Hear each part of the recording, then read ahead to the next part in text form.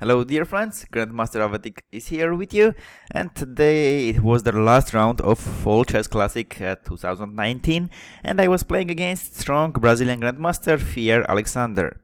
He played c4, probably avoided my Banco Gambit or a modern Benoni. He saw our ChessMood courses, and I went just knight f6. Knight c3, g6, d4 and bishop g7. It was last round, so I decided to go King's Indian and have some fun, attack him. So it's last round. I didn't play chess 3 years, and probably I would not play a few more years after this game. It was my last game, so I wanted to play King's Indian and have some fun. He went e4, d6, bishop e2, short castle, knight f3, e5, d5, a5, knight is going to c5, and here bishop g5, so-called Petrosian variation. h6, and here main move here for white is bishop h4, then trying to go knight d2, f3, somewhere bishop is going to f2 back.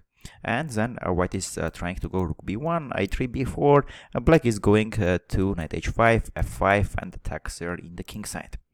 But opponent played here bishop e3 move, which is a very rare move, and I forgot here what was written in my analysis. So bishop e3, now I should not allow opponent to play knight d2, because if I allow him knight d2, it will be very good King's Indian for him.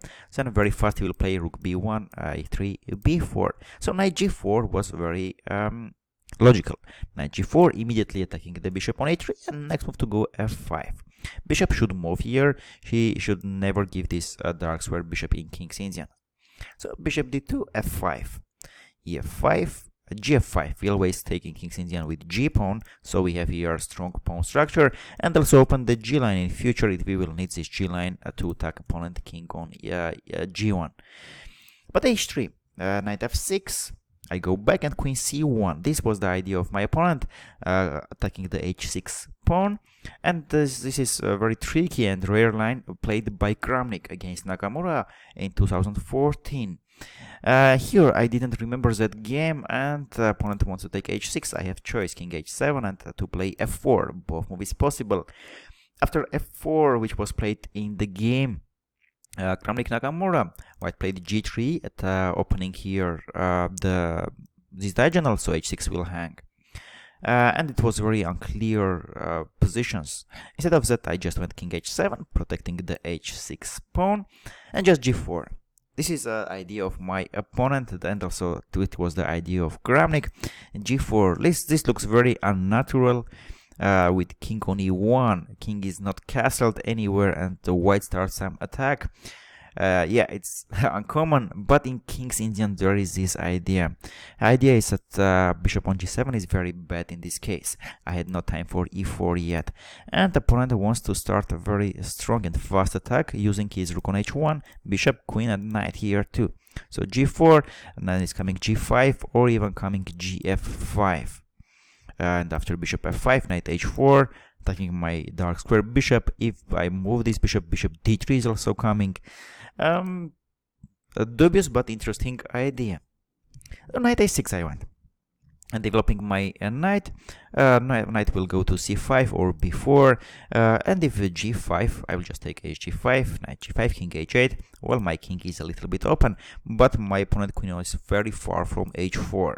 So I will have time to play knight c5, e4, even f4, bishop f5 maybe, and start a strong attack on opponent king on e1.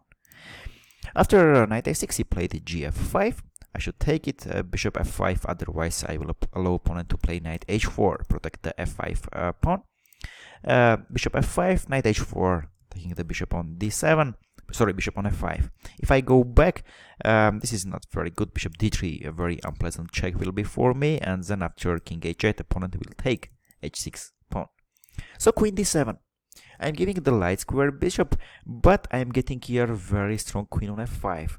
And it's coming knight b4, very unpleasant move for my opponent. After knight b4, knight c2 will be. And the opponent has no time for running too long castle. Also after knight b4, knight, even if he protects somehow the c2 d3 square, also possible e4, knight d3, it's possible somewhere knight e4, f2 pawn will hang, because with knight e4 I'm also opening my rook. So very cool, very attacking position for me.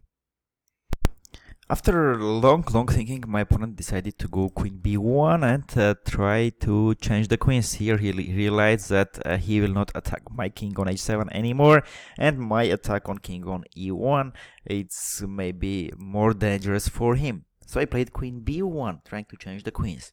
And here I thought around 20 minutes, because I had choice to go queen b1, ending endgame, which looks okay for me, or to go e4.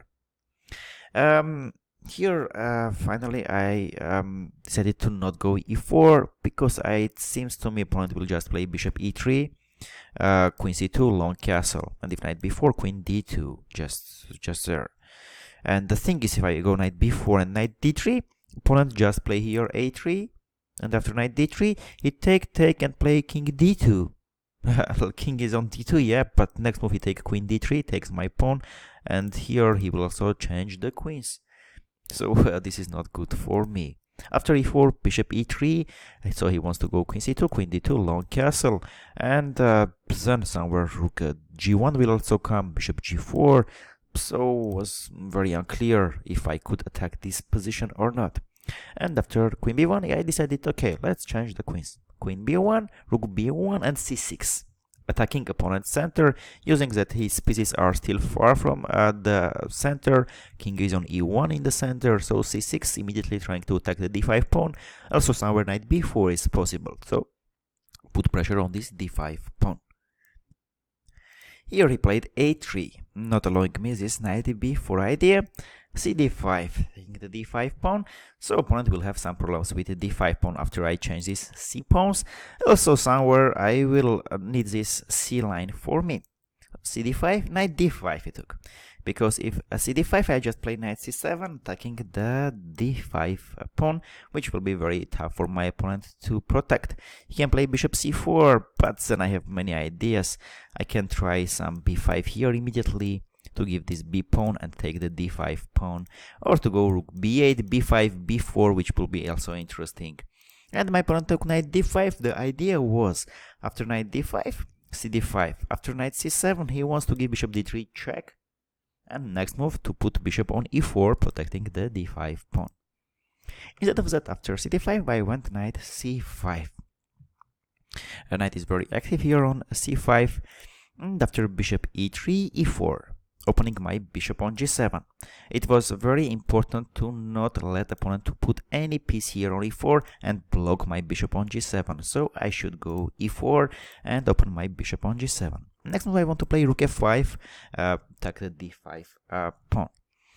Opponent went short castle, so rook f5, attacking the d5 pawn, rook f d1, and h5, very strong, important move. The thing is that bishop on e3, opponent is very strong. He is protecting everything. He protects the f2, the biggest problem of white's position. So with h5, my idea is to go bishop h6, change this dark square bishop. Somewhere also possible rook g8 check. And if it changes dark square bishops, my knight on c8, knight on c5 will become very strong. Especially against opponent bad bishop on e2. I can even put a4, so my knight is forever on c5. Then if the bishops are changed after rook f8, opponent will have problems with f2 pawn and the d5 pawn. And if opponent somewhere here takes this bishop with to my knight, then I will have a bishop d4, very good place for my bishop, and again I will attack f2 pawn. Here after h5, my opponent realized that he has some problems, and after long thinking, he found a strong move bishop c4. After rook g8, he prepares king f1, king e2, bringing king to the center. And at the same time, somewhere opponent want to take bishop c5, dc5, and to play d6.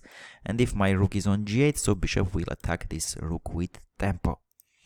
I played rook g8. Now I want to play bishop b2, take this pawn with tempo, because this is open check.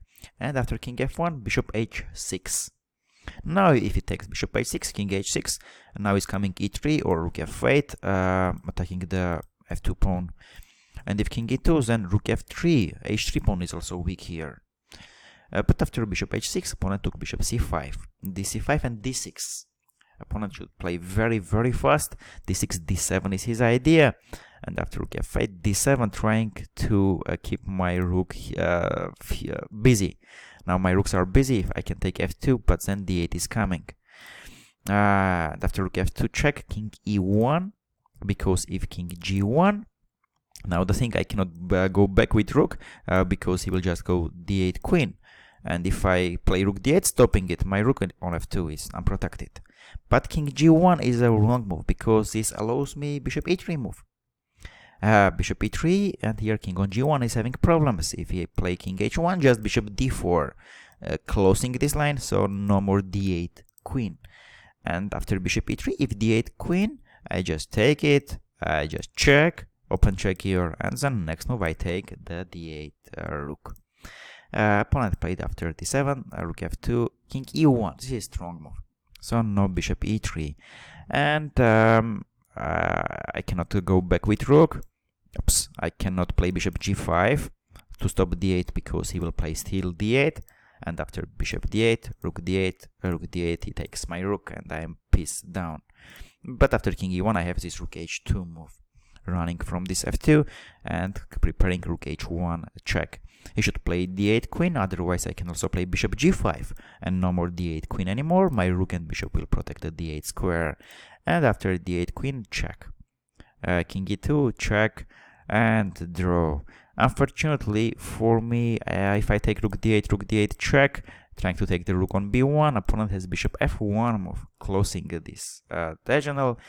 And if I play check and then take rook d8, and now he doesn't take rook d8, allowing me rook b1, but takes rook h1, so I'm rook down. That's why after d8 queen, just check, and bishop is doing great job. He is protecting the a3 square. King cannot go there. Rook is protecting the squares.